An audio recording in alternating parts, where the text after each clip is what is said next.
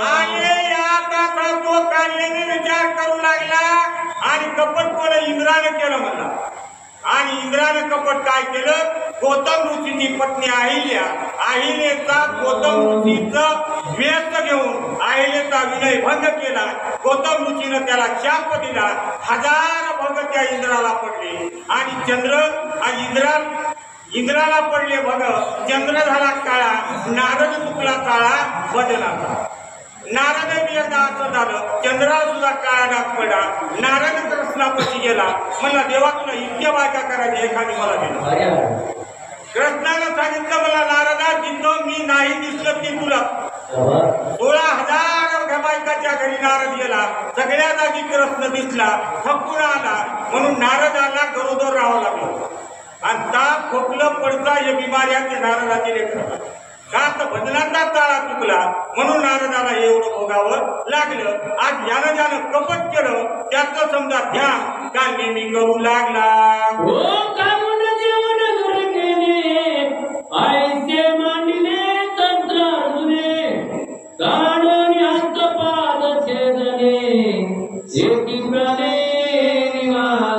आणि जो सहस्त्र अर्जुन होता आपल्या सैनिकासोबत त्या वनामध्ये शिकार करण्यात करिता गेला.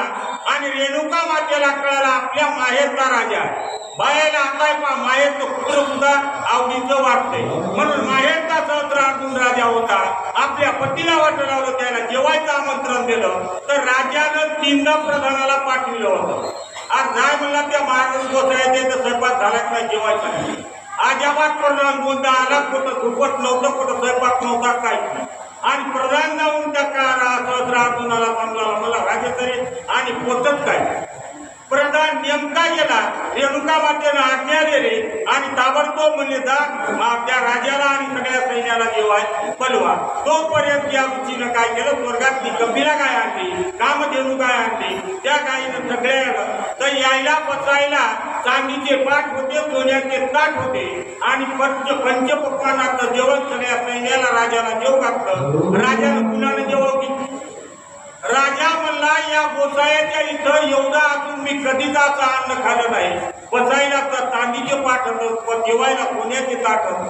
या गोसायानं स्वयंपाक केला पोट म्हणून पाहायला गेला. प्रधानाला वाट लावलं तर कामधेनू गाय होते. मला या गोसायाला गाय काय करायची म्हणून गाय घेऊन जाऊ लागला आणि त्या समजा यमदाग्नीला सुद्धा मारलं आणि रेणुका मातेला 21 समजा वार मारला. परशुरामाला हाक मारले आणि रेणुका मातेनं परशुरामाला एकच मागितलं, हे परशुरामा तू जर पराक्रमी असते मला 21 वार त्या सहस्त्र अर्जुनानं मारले आणि 21 वेळा ही पृथ्वी निशस्त्र झाली पाहिजे. हे आपले शब्द होते आईचे. परशुरामानं पाळले. सहस्त्र अर्जुनाचे 1000 क्षत्रिय सहस्त्र अर्जुनाला मारलं आणि या पृथ्वीवर 21 वेळा क्षत्रिय पृथ्वी परशुरामाने केली म्हणून खाऊन पिऊन घर घेऊन त्या मागे लागला होता. म्हणून ही अवस्था त्या सहस्त्र अर्जुन राजाची झाली.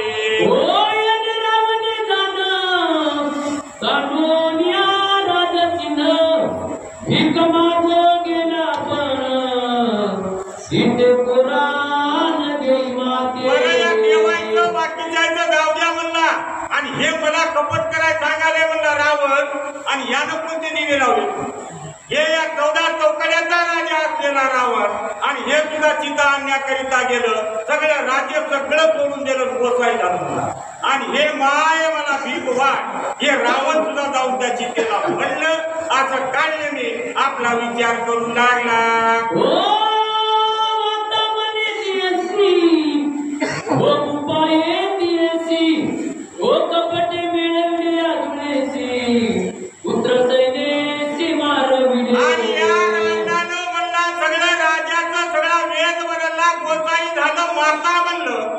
सीता मातेला माता म्हणलं आणि त्या माता म्हणले तिला मला भोगू पाहिलं.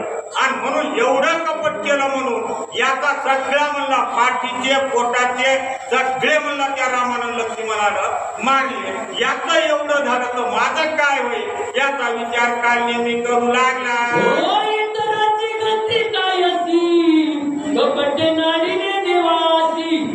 ईश्वरत्व सांगोनी मानसे आता म्हणला हे मानवाचं झालं देवाचा देव असलेला देव म्हणला यानं बटूचं रूप घेतलं आणि बटूचं रूप घेतले आणि बळीच्या दारात भीक मागून आल्यावर काय झालं ते पुढं ऐका.